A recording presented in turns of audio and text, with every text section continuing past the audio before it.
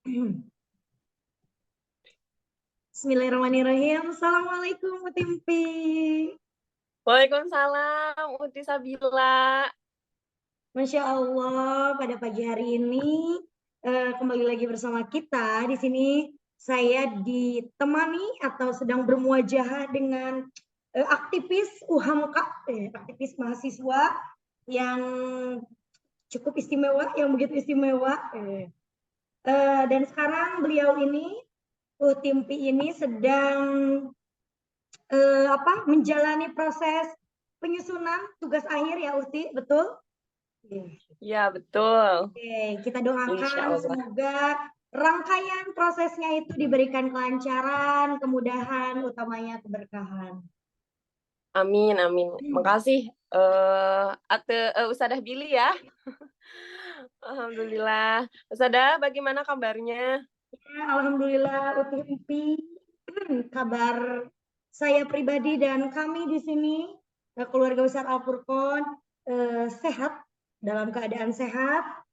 Semoga kami semua di sini selalu diberikan kesehatan, berjuang bersama-sama memajukan alma mater tercinta kita Uti. Doakan semoga selalu diberikan kelancaran gitu ya.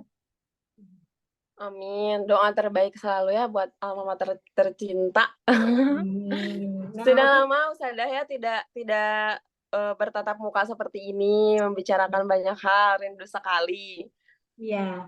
Jadi pada kesempatan kali ini, alhamdulillah ya baru ada waktu gitu ya, baru bisa Iya. meluangkan waktu gitu ya, yang setelah sekian lama eh, rasanya saya ingin membicarakan topik ini dengan Utimpi, yaitu terkait kebahasaan lah intinya ya Uti. Jadi Oh, Utimpi, iya, iya. seperti ini kan, seperti yang kita tahu ya, di Al-Furqan itu belajar bahasa itu menjadi hal yang mendominasi, ya kan, di antara Iya. pelajaran yang lainnya. Nah, utamanya di bahasa ini sendiri lebih ke arah kebahasaannya sih, bukan ke keilmuannya. Seperti itu. Sehingga tujuannya adalah santriwan dan santriwati ini aktif berbahasa seperti itu. Nah, Utimpi, sebelum melanjut gitu ya ke pertanyaan selanjutnya, apakah apa sih manfaat yang Utimpi rasakan setelah mempelajari atau setelah mendapatkan keilmuan berbahasa di Al-Furqan ini? Iya. Baik, Ustadzah, ini topik yang sangat menarik ya, karena mengingat, aduh jadi nostalgia, mengingatkan dulu sama-sama belajar di pondok, lingkungannya multilingual ya, tidak hanya Betul, pakai betul, satu betul, betul. bahasa gitu ya, dan selalu diganti-ganti, aduh jadi rindu. Setelah sejauh yang sudah Anak pelajari ya, Ustadzah, jadi kalau belajar bahasa asing itu tuh punya manfaat yang sangat bagus. Kalau kita lihat dari segi duniawi lah istilahnya, kita lihat ya dari karir mungkin ya, karir akademik ataupun pekerjaan, bahasa asing itu tentu saja akan sangat menunjang. Dan itu tentu saja kan akan memberikan eh, kualitas hidup yang lebih positif ya bagi santri, baik itu nanti ketika sekolah lanjutan ataupun ketika menjalani pekerjaan. Kalau kualitas hidupnya baik, otomatis kan akan lebih bahagia. Secara mental itu akan lebih sehat. Di dalam jiwa yang sehat kan, tubuhnya juga insya Allah juga sehat, gitu kan. Ada jiwa yang kuat. Kemudian yang kedua, dalam proses belajarnya, itu tuh akan meningkatkan perkembangan kognitif ya. Kognitif di sini artinya otak kita ini akan lebih berkembang dengan baik gitu, Ate. Apa alasannya Uti? Karena kan kalau misalkan lagi belajar bahasa asing nih, contoh sekarang, bahasa pertama kita bahasa Sunda. Kemudian kita tuh ditempa gitu ya untuk mempelajari bahasa Arab dan bahasa Inggris. Dituntut untuk bisa membicarakannya, dikasih mufrodat, kemudian dituntut untuk bisa membicarakannya. Otomatis kan kita tuh mulai berpikir, ini gimana cara memakai kosakata ini? Kita berusaha nih nyusun kalimat dari kata ini. Nah, dari sana otak kita ini akan bekerja lebih aktif, Nah, akan lebih banyak berpikir. Nah, sehingga seperti itu. Jadi kan aktivitas di otak ini lebih kompleks. sehingga fungsinya juga insya Allah akan lebih baik. Jadi Seperti critical itu. thinking-nya gitu ya, lebih dibangun. Iya, Oke. iya. Utimpi ini lebih ini ya, lebih mengarah ke hal yang pribadi. Jadi kita ini ya, Ana beserta santri yang lainnya, adik-adik kelas yang lainnya ingin tahu apa sih manfaat dari yang kita pelajari. Mungkin kan di sini adik-adik masih mempertanyakan gitu ya, belum tahu urgensi dari apa yang kita pelajari ini terkhusus di bidang bahasa. Ini apa sih yang Utimpi rasakan kemudahan-kemudahannya selama proses perkuliahan gitu? Ada nggak atau bahkan nggak ada manfaatnya gitu sama sekali? Ada tentu saja banyak sekali ya, Ustadzah, banyak sekali. Pertama kita dari segi kebahasaan dulu. Dengan belajar bahasa asing, kita kan jadi mengerti tulisan ataupun apa yang orang lain katakan dalam bahasa asing tersebut, terutama yang kita pelajari kan bahasa Arab dan bahasa Inggris. Nah, dalam perkuliahan itu, materi-materi kuliah itu kerap kali kan sekarang udah bukan bahasa Indonesia lagi gitu. Diberikan rekomendasi buku itu sudah bahasa Inggris. Kemudian memang kan basic keilmuan saya khususnya ini kuat gitu di barat. Jadi banyak jurnal-jurnal bereputasi itu berbahasa Inggris. Dan ini tuh sangat menunjang ketika kita membaca, karena kan kita perlu presentasi ataupun kita juga perlu menggali materi-materi keilmuan yang lain ataupun mengikuti tren research, tren riset ya, tren penelitian atau tren keilmuan kita saat ini. Dan dalam bahasa Inggris ini sangat-sangat lebih update. Bayangkan kalau misalkan saya dulu di pondok tidak belajar gitu loh, tidak belajar bahasa Inggris, gimana saya bisa bisa paham hal-hal tersebut gitu. Bahkan kadang kan bahasa akademik itu lebih tinggi. Ada beberapa kata yang masih saya tidak mengerti. Jadi Anda tuh harus nyari lagi gitu. Apa ini artinya? Bayangkan kalau tidak belajar sama sekali. Mungkin semua yang saya baca nggak akan saya pahami gitu kan. Nah, ini sangat membantu dalam proses saya belajar secara akademik. Dan sekarang psikologi Islam itu cukup diminati ya, cukup jadi konsen apalagi di kita gitu ya. Dan psikologi Islam itu kerap melibatkan gitu ya ayat-ayat Al-Qur'an. Saya juga kemarin contohnya belajar membuat alat ukur dari konstruk konsep Islam dan itu sumbernya tuh Al-Qur'an. Nah, kita belajar mencari maknanya, berusaha menginterpretasikan maksud dari tafsir ini dengan arti kata ini seperti apa. Itu tuh mencari katanya kan dari akar kata. Wah, itu kan sangat membantu dari bahasa Arab. Itu sangat membantu sekali. Jadi ketika terhubung dengan teman-teman, apalagi kan di kuliah ada juga yang dari sesama dari pondok, itu tuh akan lebih nyambung gitu ya untuk dipelajarinya. Seperti itu secara akademik ya, Ate. Dan kalau dibilang secara hal yang lain gitu ya, kita ini lebih percaya diri tentu saja ya untuk terhubung secara global gitu kan. Misalkan sekarang kan banyak ya platform-platform yang bisa menghubungkan kita dengan orang secara internasional. Kita tuh bisa lebih percaya diri untuk mengobrol dengan mereka secara pengetahuan kultural, kita tuh kan akan lebih kaya karena bisa berkomunikasi dengan mereka. Terus yang kedua ya, ini yang menurut saya juga sangat penting gitu untuk disampaikan. Kita kan banyak metode yang dipelajari ya, dalam belajar bahasa di pondok gitu ya. Ada mufrodat, kemudian ada muhadasah subiah, ada muhadoroh. Nah ini mungkin saat itu ya, saya ingat banget banyak yang enggan muhadoroh itu.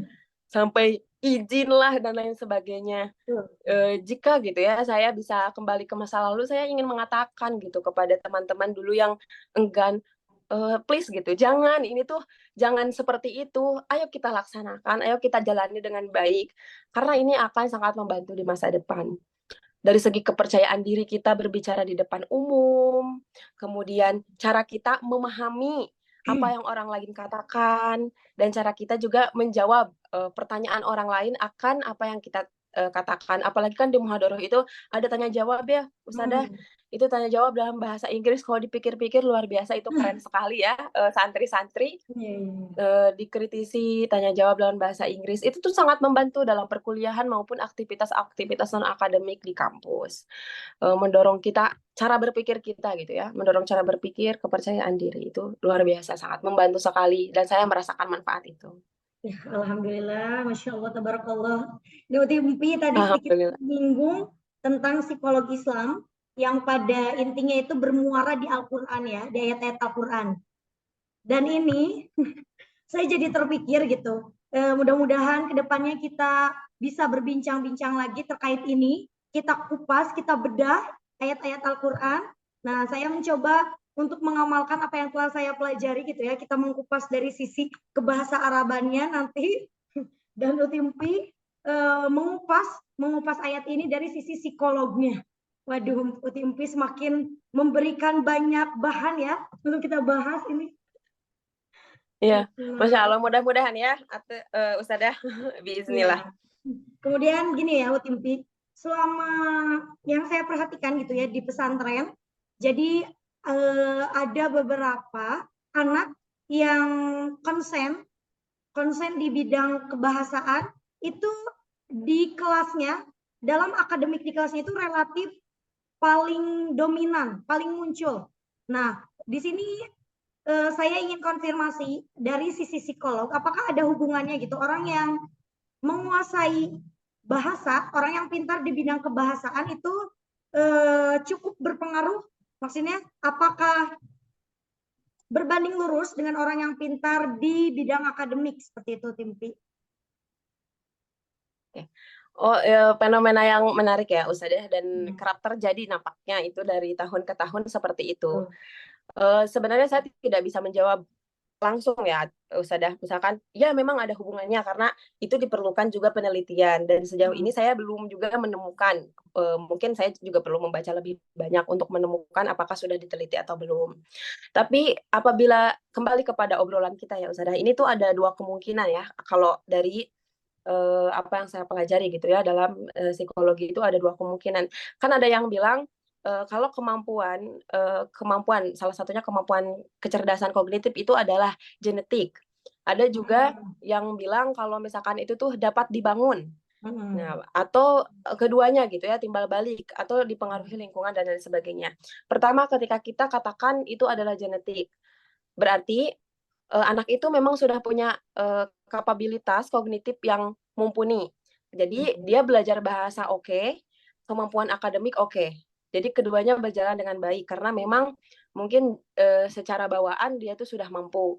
Kemudian yang kedua, ketika kita bilang tadi ya di awal kalau misalkan belajar bahasa asing itu mendorong gitu ya kemampuan kognitif seseorang. Jadi ketika dia sudah belajar bahasa asing, ngapalin mufradatnya, berusaha memakai, mengaplikasikannya dalam sehari-hari, aktivitas otaknya lebih aktif kan. Tidak bisa kita katakan, wah anak itu pintar gitu ya, langsung pintar kayak gitu. Tapi memang dia punya kemungkinan memiliki kemampuan kognitif yang lebih baik. Kemampuan kognitif yang lebih baik kan membantu dalam proses berpikir yang lain. Salah satunya dalam memahami pelajaran di kelas. Nah, sehingga performa akademiknya dapat lebih baik gitu. Jadi kemungkinan-kemungkinan itu yang dapat kita lihat. Tapi untuk memastikan apakah ada hubungan secara langsung itu diperlukan penelitian lain. Ya, semoga besar harapan saya gitu ya kepada Anda Utimpi. Mudah-mudahan di satu waktu gitu one time Utimpi bisa meneliti persoalan ini gitu ya. Supaya Ya, insya harapannya manfaatnya gitu memotivasi banyak orang untuk lebih yakin lagi, lebih semangat lagi dalam belajar bahasa asing. Dan saya pernah ini ya, Utimpi, saya pernah menemukan perkataan dari Umar bin Khattab. Jadi ta'alam Arabiyah, pelajarilah bahasa Arab karena bahasa Arab itu menguatkan akal pikiran. Betul mungkin ya tadi apa yang disampaikan Utimpi bahwa dengan belajar bahasa asing dengan segala dengan bukan keribetannya, dengan segala kompleksitasnya. kompleksitasnya gitu ya. Jadi benar-benar membangun gitu ya, menggugahkan, menumbuhkan critical thinking yang cukup baik gitu ya. Betul sekali, terkhusus gitu ya dalam bahasa Arab yang saya alami selama mempelajari bahasa Arab, karena bahasa Arab ini kan begitu kompleks, begitu detail, ya, dengan kosakata yang banyak, kemudian dengan berubahnya akhir bunyi dan perubahan satu kata menjadi puluhan kata dan lain sebagainya. Seperti itu. Utimpi Luar mungkin biasa. eh, melihat waktu gitu ya, kita bisa skip dulu pembahasan kita pada hari ini, dan saya yakin tadi dari dari pembicaraan Utimpi itu banyak sekali melahirkan topik-topik yang baru yang ingin saya bahas kemudian gitu ya. Insya Allah mudah-mudahan kita selalu diberikan kesehatan supaya kita bisa share gitu ya, membagikan apa yang telah kita pelajari selama ini gitu ya. Mudah-mudahan bermanfaat bagi orang lain. Utimpi, sebelum kita tutup ada pesan-pesan untuk santri kita, untuk adik kelas kita khususnya, agar selalu belajar, agar tetap semangat gitu mempelajari bahasa. Silakan Uti. Ya. Sebagai Closing statement. Waduh. Betul. Aduh, sudah. Ada sedikit pesan tapi mungkin agak beranak untuk teman-teman santri. Saya sangat rindu ya. Menurut saya fase terbaik dalam hidup saya sejauh ini adalah fase ketika saya menjadi santri. Karena menjadi santri itu sangat banyak hal yang kita pelajari dan mungkin tidak kita peroleh kesempatan-kesempatan itu apabila kita menempuh jalan yang lain gitu ya, apabila kita tidak menjadi santri. Oleh karena itu, dengan banyaknya tuntutan ataupun beban-beban pembelajaran, semangat teman-teman santri bertahan, pelajari itu, upayakan dengan sepenuh hati, wa maladatu ila ba'da ta'bi. Insya Allah manfaat-manfaatnya akan kita rasakan mendatang. Kan katanya rasa yang paling menyenangkan itu rasa ketika kita merasa sukses gitu ya. Nah, jadi sekarang bersabarlah, sulitnya menahan lelahnya belajar, insya Allah kesuksesan, hal-hal baik menunggu di masa yang akan datang. Amin, amin ya rabbal alamin. Sukses selalu Timpi. Terima kasih ya atas Amin. ilmu yang begitu luar biasa. Semoga bermanfaat bagi kami. Sehat-sehat. See you later Timpi. See you. Assalamualaikum. Mohon maaf ya Ustadzah In the next kalau project. banyak sekali kurangnya. Mudah-mudahan Sama-sama. kurangnya jangan diambil tapi mudah-mudahan positifnya Amin. ada.